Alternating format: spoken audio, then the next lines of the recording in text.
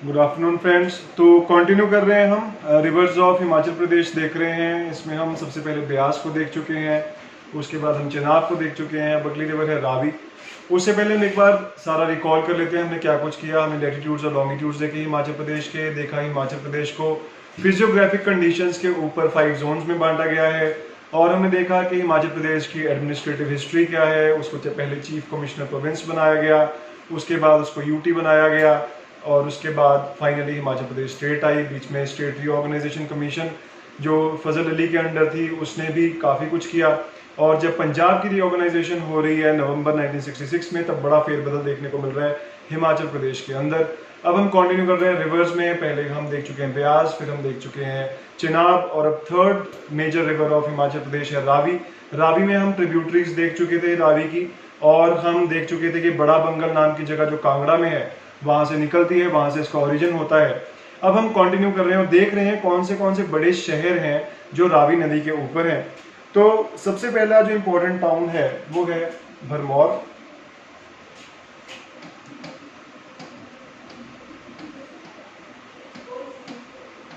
Bharmour town जो कि चंबा में है, जैसे कि हम देख पा रहे हैं भरमौर चंबा में।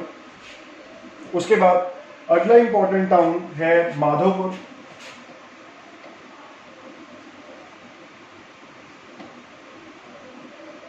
माधोपुर टाउन पठानकोट डिस्ट्रिक्ट में है, यानी कि जब हमारी नदी रावी पंजाब में एंटर कर चुकी है तब ये टाउन पठानकोट में माधोपुर आता है। और last but not the least very important, Chamba town भी रावी नदी के किनारे है। तो दो इंपॉर्टेंट टाउन्स हमारे हिमाचल प्रदेश में आ रहे हैं रावी के किनारे, भरमौर और चंबा। और तीसरा इंपॉर्टेंट टाउन है पंजाब में जिसका नाम है माधोपुर। भरमौर के बारे में बात कर लेते हैं। भरमौर की क्या हिस्ट्री है, क्या यहाँ का कल्चर है, ये भी थोड़ा देख लेते हैं। भरमौर का नाम एंशियंट टाइम्स में ब्रह्मपुरा होता था, ब्रह्मपुरा। और ये चंबा स्टेट की कैपिटल थी, चंबा स्टेट की कैपिटल होता था भरमौर। और ये रावी और चिनाब वैली के बीचों बीच है। तो एक तरफ भरमौर की रावी जा रही है, चिनाब जा रही है, और दूसरी तरफ रावी जा रही है, तो बीच में भरमौर है। ये गद्दी लोगों के लिए फेमस है। यहाँ गद्दी लोग बहुत ज़्यादा तादाद में रहते हैं जो ट्रांस ह्यूमंस करते हैं। ट्रांस ह्यूमंस यानी कि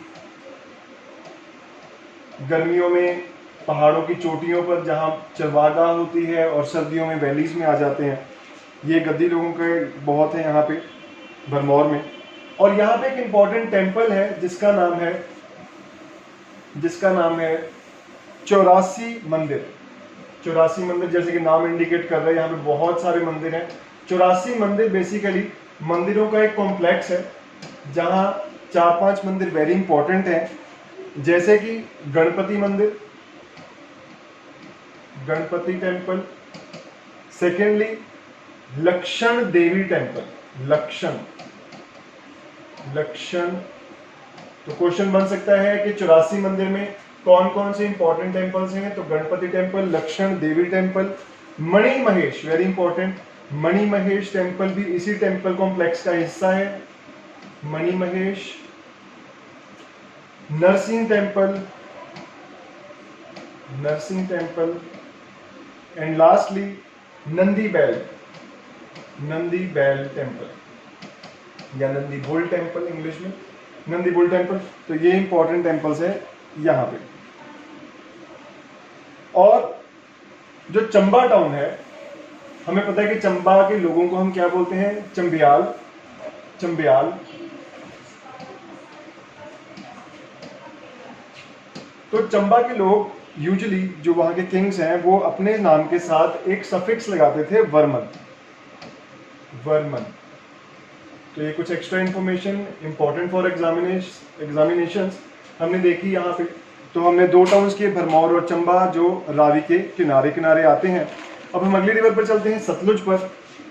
सतलुज हमें पता है इंडस वैली की सबसे important, one of the most important river है। और इंडिया के पॉइंट ऑफ व्यू से, हिमाचल प्रदेश के पॉइंट ऑफ व्यू से सतलुज वेरी वेरी इंपॉर्टेंट। तो एक बार देख लेते हैं हम वैदिक हिस्ट्री में इस रिवर का स्थान कहाँ पे और संस्कृत में ये रिवर कहाँ पे स्टैंड करती है। तो सबसे पहले वैदिक रिवर, वैदिक नेम सतलुज का वैदिक नाम है सतुद्री। सतुद्री वैदिक नाम है। और इसी रिवर का संस्कृत नाम मिलता जुलता ही है, शतद्रु। शतद्रु। तो एक बार देख लेते हैं सतलुज कहाँ पे है। सतलुज जैसे कि मैप पे देख पा रहे हैं, सतलुज चाइना से, तिब्बत से आ रही है। यहाँ पे एक लेक है जिसका नाम है राकस लेक। राकस लेक कैलाश मानसरोवर के पास में है। कैलाश पर्वत और मानसरोवर लेक जो हिंदू पिलग्रिम्स के लिए वेरी इंपॉर्टेंट प्लेस है। तिब्बत में बहुत पिलग्रिम्स जाते हैं इस यात्रा के लिए, कैलाश मानसरोवर। तो यहाँ से राकस लेक से सतलुज इंडिया में किन्नौर में एंटर होती है, और जहाँ पे एंटर होती है उस पास का नाम है शिवकिला। किन्नौर जो एप्पल्स के लिए बहुत फेमस है। और उसके बाद ये रिवर शिमला से होती हुई, मंडी से होती हुई, बिलासपुर से होती हुई, गोविंद सागर से होती हुई पंजाब में एंटर कर जाती है। तो देखते हैं कौन कौन सी इंपॉर्टेंट डिस्ट्रिक्ट्स हैं सतलुज के किनारे जहां से सतलुज निकलती है। सबसे पहले किन्नौर, ऑब्वियसली जहां शिवकिला है, किन्नौर। उसके बाद शिमला, हम मैप में भी देख पा रहे हैं, शिमला से बिल्कुल निकल रही है हमारी सतलुज। थर्डली कुल्लू, देख रहे हैं कुल्लू किनारे किनारे, कुल्लू। थर्डली मंडी, बिल्कुल हम देख रहे हैं सुंदरनगर के पास से होती जा रही है मंडी में। अगली डिस्ट्रिक्ट है सोलन। तो यहां से हमें थोड़ा सा सोलन से होके जा रही है, सोलन। और फाइनली बिलासपुर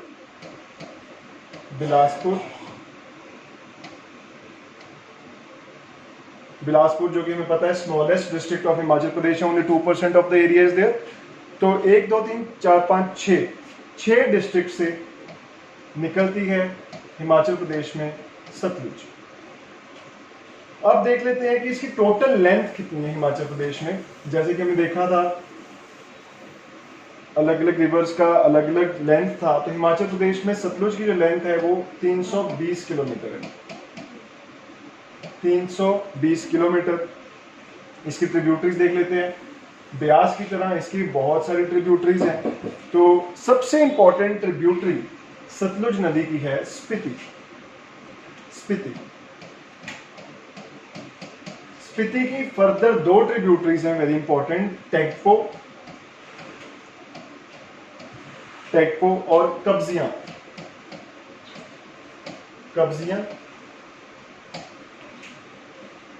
और जो स्पीति है ये कुंजुम रेंज में है, कुंजुम रेंज। जैसा कि नाम से पता चल रहा है लाहौल एंड स्पीति।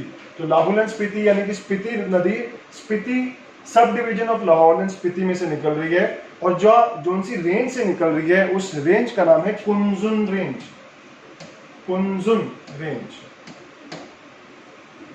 और स्पीति वैली की खासियत ये है कि जो पिन वैली नेशनल पार्क है, वो यहाँ पे मिलता है स्पीति के किनारे हमें।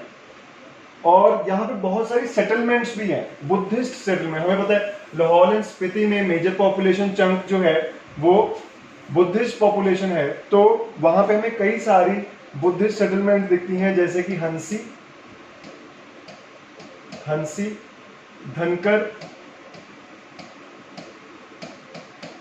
धनकर और गोम्पा। तो ये सेटलमेंट्स हमें देखने को मिलती हैं स्पीति नदी के किनारे। इसके अलावा बाकी इंपॉर्टेंट नदियां जो ट्रिब्यूटरीज या तो सतलुज की ट्रिब्यूटरीज हैं या सतलुज की इंपॉर्टेंट ट्रिब्यूटरीज की फर्दर ट्रिब्यूटरीज है, जैसे कि वेंगर, W से वेंगर, रूपी, यूला, रोपा, एक रूपी है, एक रोपा है, दोनों अलग अलग हैं। तेती,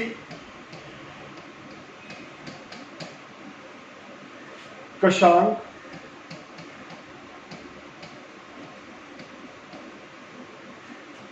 मलगांव, मलगांव, बसपा, बसपा किन्नौर में एक इंपॉर्टेंट ट्रिब्यूटरी है, तो जिसको मैं इंपॉर्टेंट बोल रहा हूँ वो ज्यादा इंपॉर्टेंट हो जाती है। बसपा किन्नौर में है, एक इंपॉर्टेंट ट्रिब्यूटरी है इसकी। नोगली खड्ड, नोगली खड्ड ये रामपुर बूशहर में है। रामपुर बूशहर, हम जब हिस्ट्री ऑफ हिमाचल प्रदेश देखेंगे वहां पर रामपुर बूशहर एक इंपॉर्टेंट प्रिंसली स्टेट आएगी, रामपुर बूशहर।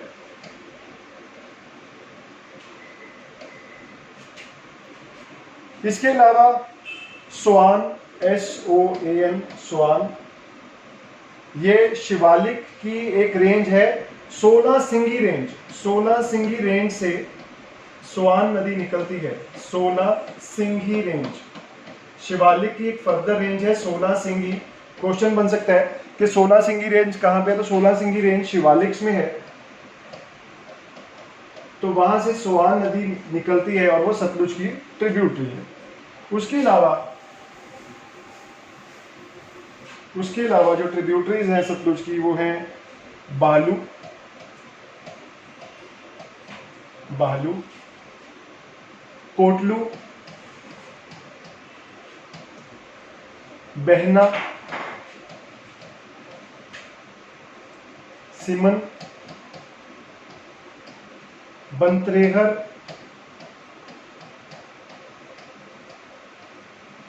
खदल, भागमती,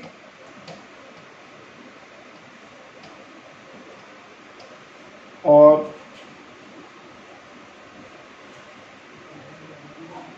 तो ये ट्रिब्यूटरीज हैं सारी। अब देख लेते हैं कि हाइड्रो इलेक्ट्रिक, हमें पता है कि सतलुज नदी hydro electricity point of view से वेरी इंपॉर्टेंट है, क्योंकि फर्स्ट एंड फॉरमोस्ट इस पे भाखड़ा नंगल डैम है जो हाईएस्ट ग्रेविटी डैम है हमारे पास। तो hydro electric power projects, hydro electric power projects जो इस नदी के ऊपर हैं वो हैं कोल डैम। सबसे पहले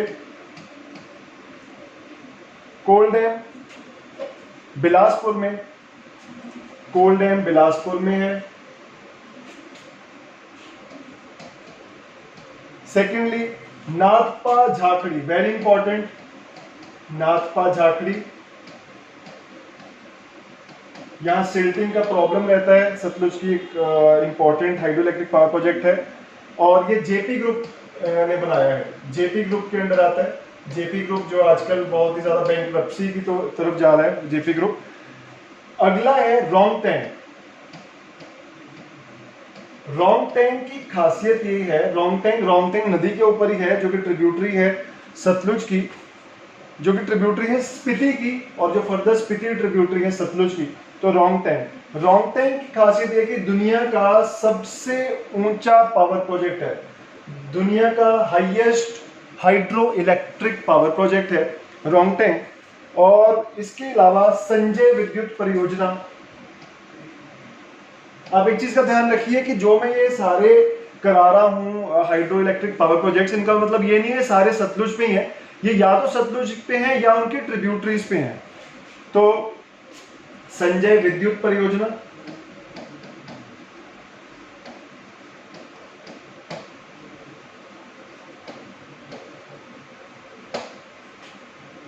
बिनवा, बिनवा कांगड़ा में, बिनवा,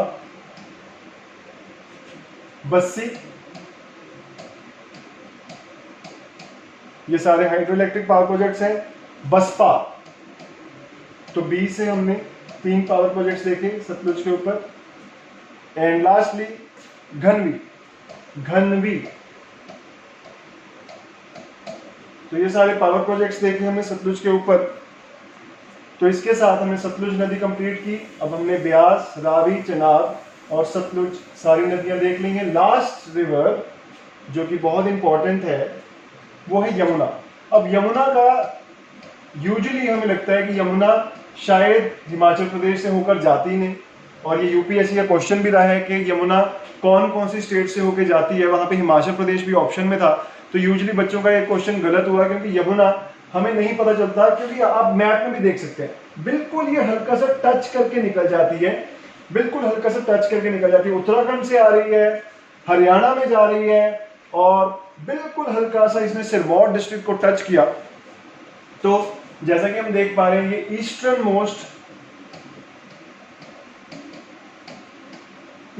मोस्ट रिवर है हिमाचल की। तो अगर आपको क्वेश्चन आता है which is the eastern most river of Himachal, तो आपके पास सामने ऑप्शन में यमुना साफ पड़ा होगा, तो आपने उसको टिक करना है। Very easy question to be handled अगर आपने ये लेक्चर सुना है।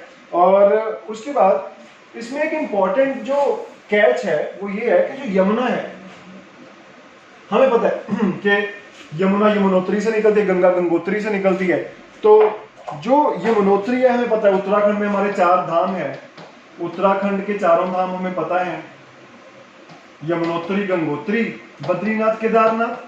ठीक, अब यमुनोत्री से निकली यमुना और वो देहरादून से होके जा रही है, देहरादून जो कि कैपिटल है उत्तराखंड की। तो देहरादून एक दून है। अब दून हमें पता है क्या होता है, नहीं पता, तो दून हम फटाफट देख लेते हैं। दून एक ऐसी लॉन्गिट्यूडनल वैली है, एक ऐसी लॉन्गिट्यूडनल वैली है जो कि प्लेन है और एग्रीकल्चर के लिए बहुत अच्छी है। ये बनी कैसे, जब पहाड़ ऊपर उठ रहे थे, जब इनर हिमालयाज ऊपर उठ रहे थे और नदियां उसको काट के जा रही थी आगे, तो रास्ते में धीरे धीरे शिवालिक का राइज शुरू हो गया। और शिवालिक का जब राइज शुरू हुआ तो नदियों को रास्ता जो उनका बना हुआ था वो रास्ता टूट गया और नदियां एक बड़े बड़े तालाब बनाने लग गई, बड़ी बड़ी लेक्स बनाने लग गई, क्योंकि रास्ता मिलना मुश्किल हो रहा था। जब तक रास्ता नहीं मिल रहा था तो जितना भी मलबा था नदियों का वो सारा शिवालिक और इनर हिमालयाज के बीच में इकट्ठा होता रहा। धीरे धीरे वहां प्लेन्स बन गए, उन प्लेन्स को कहते हैं दून, जैसे कि देहरादून, जैसे कि पठानकोट दून, जैसे कि कालका दून, जैसे कि क्यारदा दून। अब क्यारदा दून हमारे लिए कैच है। क्यारदा दून की खासियत ये है कि ये हिमाचल प्रदेश में है, और दूसरी खासियत ये है कि ये देहरादून से साथ लगा हुआ है। देहरादून सिटी की बात नहीं कर रहे हम, देहरादून उस पूरे दून की बात कर रहे हैं जहां पे एक वैली है, जहां पे एग्रीकल्चर होता है, जहां पे नदी ने बहुत 100 साल पहले अपना मलबा बिखेरा था, अपनी सिल्ट बिखेरी थी, अपना एल्यूवियल बिखेरा था, और वहां पे एल्यूवियल प्लेन्स का सॉर्ट ऑफ बना हुआ है। ठीक है, और ये खासियत क्या है कि यमुना बहते हुए देहरादून और क्यारदा दून को अलग करती है। क्यारदा दून हिमाचल में और देहरादून उत्तराखंड में, तो इन दूनों को अलग कर रही है यमुना। और अगर क्यारदा दून को देहरादून से अलग करेगी तो एक पॉइंट इसमें और है, एक कैच और है कि ये बाउंड्री बनाएगी उत्तराखंड और हिमाचल के बीच में फॉर सम टाइम भी। ठीक, तो ये एक और कैच हो गया। अब एक चीज में मिस हो गई हमारे पास कि इसका एंशिएंट नाम क्या था, वैदिक नाम। तो वेदों में यमुना को कहते थे काली नदी, काली नदी, और अब इसकी फटाफट ट्रिब्यूटरीज देख लेते हैं। ट्रिब्यूटरीज इसकी उतनी ज्यादा डराने वाली नहीं है जितनी ब्यास की थी। ब्यास की हमने 27-28 ट्रिब्यूटरीज की थी और लगभग इतनी थोड़ी कम हमने सतलुज की थी, लेकिन बाकी नदियों की ट्रिब्यूटरीज हमारे पास कम थी। और इसी तरह यमुना के केस में भी हम लकी हैं क्योंकि बहुत ही कम देर तक तो वो रहती है स्टेट के अंदर, तो ट्रिब्यूटरीज भी बहुत ही कम है, लेकिन फिर भी हैं। तो देख लेते हैं यमुना के ट्रिब्यूटरीज एक एक करके। इसकी सबसे इंपॉर्टेंट ट्रिब्यूटरी यमुना की है टॉन्स। आप ये कह सकते हो कि टॉन्स के रूप में ही यमुना ओरिजिन कर रही है। तो पहले टॉन्स नदी ओरिजिन हो रही है, बाद में यमुना बन रही है। तो टॉन्स इसकी बहुत इंपॉर्टेंट एक ट्रिब्यूटरी है। तो टॉन्स की फर्दर 2 ट्रिब्यूटरीज है, सुपिन और रुपिन। जहां पे सुपिन और रुपिन मिली उस जगह को कहते हैं नेतवार। नेतवार हिमाचल में नहीं है, नेतवार उत्तराखंड में ही है। नेतवार में दोनों मिली, और जब नेतवार में सुपिन और रुपिन मिली तब हमने कहने लग गए इस नदी को टॉन्स। फिर अगली एक इंपॉर्टेंट ट्रिब्यूटरी जो कि टॉन्स की ट्रिब्यूटरी है उसका नाम है पब्बर। पब्बर एक इंपॉर्टेंट ट्रिब्यूटरी टॉन्स की, और टॉन्स एक इंपॉर्टेंट ट्रिब्यूटरी। यमुना जी। तो अगर आपको क्वेश्चन ये आ रहा है कि पब्बर किसकी ट्रिब्यूटरी है, तो वहां पे उन्होंने यमुना दिया होगा, आपको कंफ्यूज होने की जरूरत नहीं है कि ये तो उसकी ट्रिब्यूटरी फिर उसकी ट्रिब्यूटरी, इतना डिटेल में नहीं जाएंगे हम लोग। पब्बर यमुना की एक और ट्रिब्यूटरी होगी। इसके बाद गिरी और बाटा, गिरी और बाटा ये दो ट्रिब्यूटरीज और हैं यमुना की। तो गिरी नाहन के नीचे से कहीं इसका ओरिजिन हो रहा है, और यहां पे एक रिज है जलमूसा का खाला, जलमूसा का खाला। यहां से गिरी नदी, गिरी को गिरी गंगा भी बोल देते हैं, गिरी गंगा, यहां से इस नदी का ओरिजिन हो रहा है। और जो बाटा है, सॉरी ये बाटा का ओरिजिन है, बाटा का ओरिजिन है नाहन के नीचे जलमूसा का खाला में, जलमूसा का खाला। और गिरी की फर्दर दो इंपॉर्टेंट ट्रिब्यूटरीज हैं, अश्नी और जलाल। तो बच्चों इन पे इतना ज्यादा मैं क्यों स्ट्रेस कर रहा हूं, क्योंकि ट्रिब्यूटरीज पूछना, चाहे वो यूपीएससी हो, चाहे वो हिमाचल प्रदेश की सिविल सर्विसेज हो, वहां पे ये सब क्वेश्चंस बहुत ही उनको फेवरेट क्वेश्चंस रहते हैं। That's why we are putting so much stress on the rivers and their tributaries. और इसके साथ साथ अगर आपने देखा होगा, हम इसमें ज्योग्राफी के और बहुत सारे कंसेप्ट्स भी क्लियर कर रहे हैं, और हम साथ साथ वहां के हिमाचल प्रदेश के इंपॉर्टेंट शहर, उनका कल्चर भी देखते जा रहे हैं, तभी ये लेक्चर्स बहुत इंपॉर्टेंट बन जाते हैं। तो आप इन पे प्लीज फोकस कीजिए। और अगली इंपॉर्टेंट ट्रिब्यूटरी है, हमने पब्बर देख ली, गिरी देख ली, बाटा देख ली। अगली इंपॉर्टेंट, उससे इंपॉर्टेंट टॉन्स देख ली, टॉन्स की ट्रिब्यूटरीज रूपिन और सुपिन देख ली। अगली ट्रिब्यूटरी है अगलर, अगलर। इसका ओरिजिन हो रहा है कूपर पीक। तो क्वेश्चन बन सकता है कूपर पीक कहां पे है, तो कूपर पीक में इसका ओरिजिन होता है जो कि जुब्बल में है। जुब्बल कहां पे, शिमला में, जुब्बल टाउन के पास में कूपर पीक, वहां पे इसका ओरिजिन हो रहा है अगलर का। अगली इंपॉर्टेंट ट्रिब्यूटरी है आसन, आसन, इसे असनी भी कहते हैं, असनी।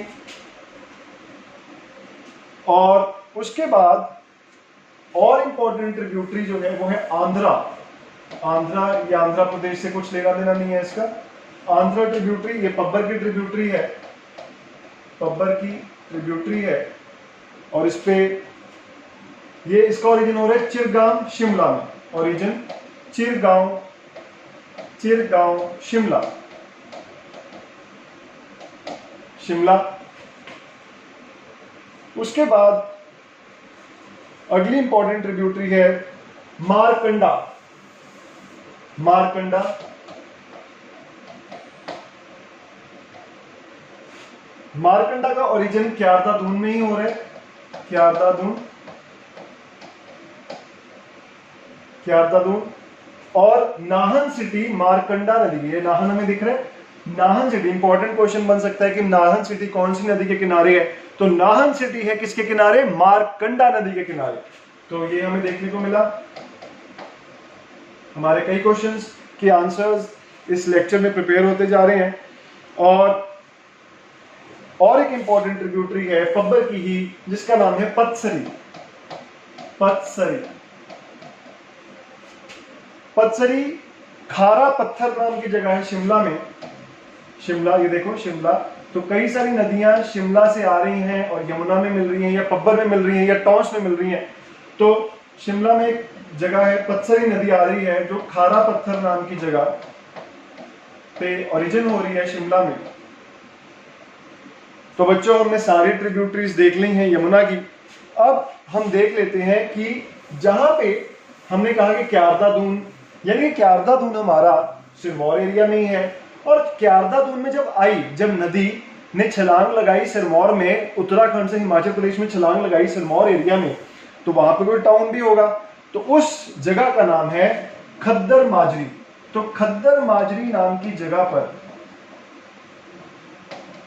खद्दर माजरी नाम की जगह पर यमुना नदी सिरमौर में यानी कि हिमाचल प्रदेश में एंटर कर रही है। और इस पे कई सारे इंपॉर्टेंट टाउन्स हैं। और वो सारे टाउन्स कहां पे होंगे, किन्नौर में, लाहौल स्पीति में, चंबा में, कांगड़ा में नहीं, वो सारे टाउन तो सिरमौर में ही होंगे। तो हाँ, जितने भी इंपॉर्टेंट टाउन्स हैं यमुना के किनारे वो सब सिरमौर में ही मिलने वाले हैं हमें। तो देख लेते हैं कौन कौन से इंपॉर्टेंट टाउन्स हैं। पहले यशवंत नगर कहाँ है? सिरमौर में। फिर ददाहू कहाँ होगा? सिरमौर में। फिर सताऊं कहाँ होगा? सिरमौर में। ठीक, समझ आ गया बच्चों?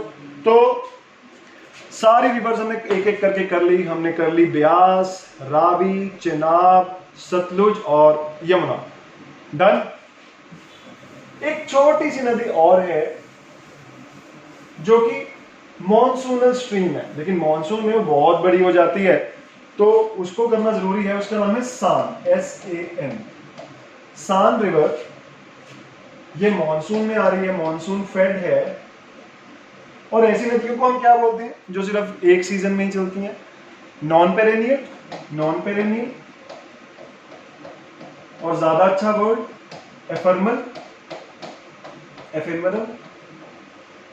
ठीक, तो ये जो हमारी सान नदी है वो मॉनसून में ही चल रही है सिर्फ, तो ये नॉन पेरेनियल है और एफेमरल है। उसके बाद ये निकलती कहां से है? इसका ओरिजिन हो रहा है लोअर शिवालिक में। लोअर शिवालिक, तो शिवालिक का जो नीचे वाला हिस्सा है वहां कहीं इसका ओरिजिन हो रहा है। और ये ऊना को ये ऊना है हमारे पास, ऊना को दो बराबर हिस्सों में बांट रही है। दो बराबर हिस्सों में बांट रही है। कौन सी? सान नदी। और इसको सौरो ऑफ ऊना भी कहा जाता है। तो very important, sorrow of Una कौन सी नदी है? सान। क्यों? क्योंकि फ्लड्स लेके आती है। डन। अच्छा, इसमें ना एक इंपॉर्टेंट पॉइंट जो हमें देखने को मिला, आमतौर पे हमें देखा है कि जितने भी हिमाचल तो सारे का सारा हाइड्रो इलेक्ट्रिक पे निर्भर है, थर्मल तो यहाँ पे हमें देखने को मिलता ही नहीं, हार्डली है नहीं, है ना। तो अगर हाइड्रो इतना है तो टरबाइंस तो चाहिए, तभी तो थर्मल में भी टरबाइंस तो चाहिए। तो अगर टरबाइंस चाहिए तो कौन सी कंपनी है जो ये सारे टरबाइन बनाती है? तो भारत हैवी इलेक्ट्रिकल्स लिमिटेड। ज्यादातर जितने भी टरबाइंस हमारे हाइड्रो इलेक्ट्रिक में लगे हैं वो सब इसी कंपनी ने बनाए हैं, until and unless it's some special case. तो ज्यादातर सारे टरबाइंस यही कंपनी बनाती है। तो बच्चों, इसी के साथ हमारी रिवर्स खत्म हो गई। अब फटाफट हम देख लेते हैं कि हिमाचल प्रदेश में कौन कौन सी इंपॉर्टेंट लेक्स हैं।